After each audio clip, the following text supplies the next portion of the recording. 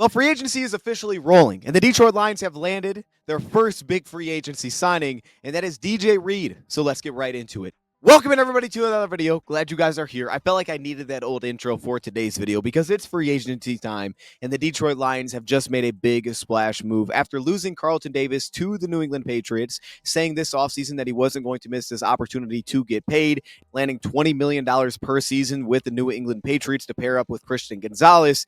The Detroit Lions quickly turned around and said, okay, let's go get our cornerback in DJ Reed on a 3-year, $48 million deal, as it is initially reported, meaning $16 million per season, which would put him at the 14th highest cornerback number in the NFL as of right now, as of this very second, for that position. Now, DJ Reed, for me, was one of the guys heading into free agency. I thought you could legitimately make a case was a clear-cut upgrade over Carlton Davis. I didn't think there was many corners that you could make that case for, and I think Carlton Davis had a case that he was the best cornerback to hit the market this offseason, so it's understandable that he got paid, coming off of arguably his best season in his career. But I think DJ Reed had a case for the Lions defense, and this is where I initially touched on it, was over on Bleacher Report when I was looking at different options for the Lions in free agency when talking about the cornerback spot, is that DJ Reed fits the Lions stylistically in a spot that you can make a case that he actually fits the Lions better, that he is a better option on the market. And if you believe that, the Lions got it potentially at a cheaper price here by $4 million per season for the undersized 5'9", 190-pound corner that has completely exceeded what you would think by his size. I mean, statistically speaking, this past year, 7 pass breakups. That was 22nd in the NFL, as well as only allowing a 91.7 passer rating, 18 run stops, allowing a 58% completion percentage. Now, fortunately, he also had 11 penalties to go along with that, which is on the higher side, but he does play the run really well. He doesn't miss a ton of tackles. He really limits touchdowns. He's one of the smarter cornerbacks, I believe, to hit the market this offseason, and he unfortunately doesn't come up with a ton of interceptions. He's only got 6 on his career. However, he's only allowed 12 touchdowns in his career as well. Now, DJ Reed, I'm going to go through some of my notes that I did have on DJ Reed and show some clips as we go through this. But the reason that it made sense for the Lions is because of his man coverage background. Specifically for the last few years, that's been with the New York Jets, a team that will play a lot of man coverage, but will also get into some half-turn looks defensively. We got to see a variety of different coverage looks from DJ Reed, but we also know that some of the smaller cornerbacks have fit with the Detroit Lions, so that really hasn't been a problem. Those guys that can be physical will step down and play in run support and can play very tight in coverage that don't give up a lot of airspace. According to Pro Football Focus's advanced statistics, he had a 52% lockdown rate this past season. He was typically really tight in coverage. And while, again, that can lead to some flags, that's just what his game is. He's not giving up much airspace, and that fits into exactly what the Lions are looking for. They don't want to give up airspace. They want to challenge you to make accurate throws. They want to make you make tight window throws, which is why they play such a high rate of man coverage. And they can struggle. If your team does not have the answers for that, you can struggle to find ways to have success offensively if cornerbacks are constantly really limiting airspace. But the Lions also want the physicality aspect and a guy that will step down and play the run and will blitz.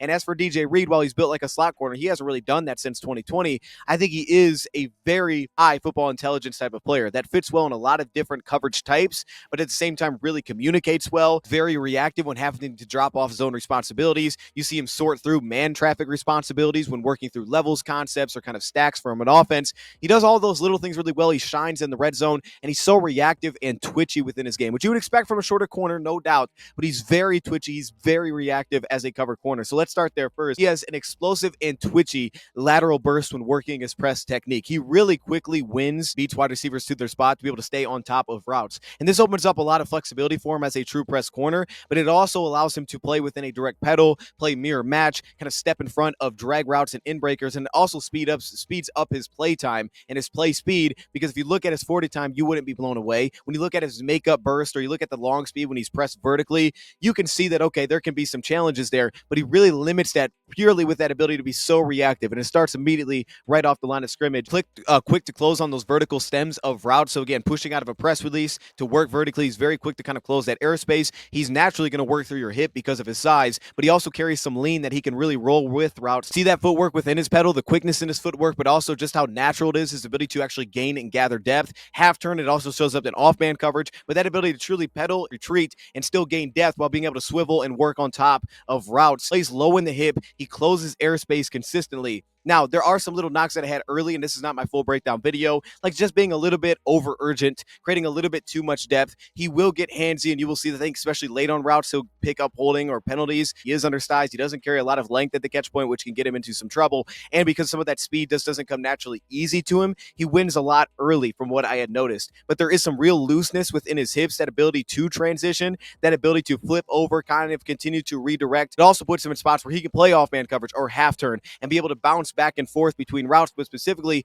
bounce out, protect his blind spot, gain depth, be reactive to route breaks. This will show up in off man coverage when he positions himself early. You'll kind of see his recognition of route development. Like, yeah, this looks like a speed out route. Let me settle in on top of this, kind of take this away. Same thing with drags. Okay, that release looks like a drag route. Let me step on top of that. Let me get in front of it. And zone coverage, how twitchy it is. He sinks his footwork, but he really gets ahead of a route break. He can kind of diagnose the play speed of a receiver to be able to jump routes, and that's something he's very capable of. It gives me some Amik Robertson vibes. And the downside to that is reading through the route development, it gets him into trouble at times where he's biting on double moves because he anticipates something and it will get behind him. But there's a lot more good, I think, that comes along with it rather than the bad. I love the awareness that he plays with, the quickness to jump screens. This comes back to that route awareness and the route development feel, that he can just dive on screens, diagnose it very quickly, that's what's being set up. But then he also has the want to be able to step down and play the run and play the screen and take on a block and fight through a play. You also have to have that. While he does have some undersized length, I think he does a nice job of extending it. He uses inside arm. He times it pretty well because typically he's riding on a guy's hip over half the time in coverage. Because that, he times it pretty well, but he uses inside arm and he really extends that length, being able to create the most length possible by the correct technique. Having that footwork to deal with a variety of release types keeps him from falling behind immediately. Now, you will see in some of that transition to kind of just flip and open and turn and open his hips, there is a little bit of a delay there. It's not the quickest process. You don't feel some of that explosion when he's in those spots of that true transition ability. But off-man coverage and knock would also be that he can get knocked off his routes. That's another thing, is like bigger physical receivers can get him into some trouble because they can completely just knock him off the route at the top of the route. But one of the games that's going to sell a lot of people on DJ Reed, and they should as Lions fans, and it's always the thing that I do with corners. This is what sold me on DJ Reed, is saying this could be an upgrade over Carlton. It's also the thing that sold me over Carlton as a Detroit Lion, was his game against Justin Jefferson this past season and the Minnesota Vikings. It was arguably his best game of the season. He was fantastic. 2 receptions, seven targets, 16 yards in that game. And that movement skills and the ability to anticipate route breaks, we started to see that through Terrion when we would play Minnesota, and you would see his ability to kind of step in front of routes. DJ Reed has that ability. So he was fantastic in that game. And when he has those kind of movement skills to be able to play a variety of different alignments, it really shines, because Jefferson isn't going to out physical you at the top of the route, but he is very crafty. And DJ Reed was able to hold up incredibly well in a game like that, in a game that they could have definitely won. They like the ability to change pace. You'll see that in half turn, the ability to kind of speed up, slow down, speed up, slow down. It comes back to the reactiveness that he has, showcases a lot of the control. And this is kind of that ability to follow different routes, specifically in zone coverage, right? You can play it from a cover 4 assignment, his ability to kind of work over top of routes, the ability underneath and cover 2 to kind of work through and stay underneath routes, but also stay on the outside hip of routes as well. Just some of that true plant and drive burst doesn't show as anything special. It also, his length as a tackler can limit him, even though he doesn't, again, he's a very good run support piece. It can lead to some issues as well, not only getting off blocks, but I actually think he does that okay. It's just kind of missing tackles in space, not having the most range as a defender either, but it's the willingness that sets him apart. So for me, he doesn't fit everybody, so it works out because it potentially lowered the price of him because he's been so consistent over the last few years.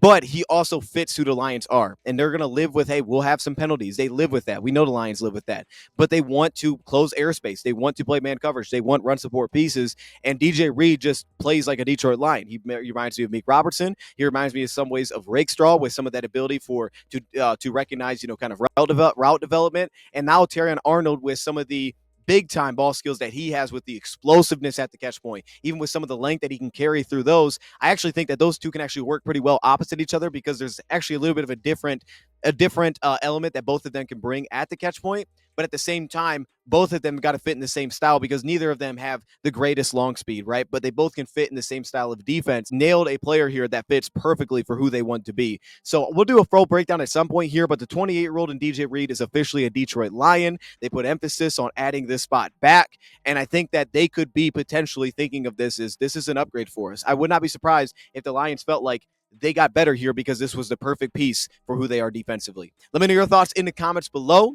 We'll keep an eye on everything that happens. Thank you, Pride, for watching, and I'm out.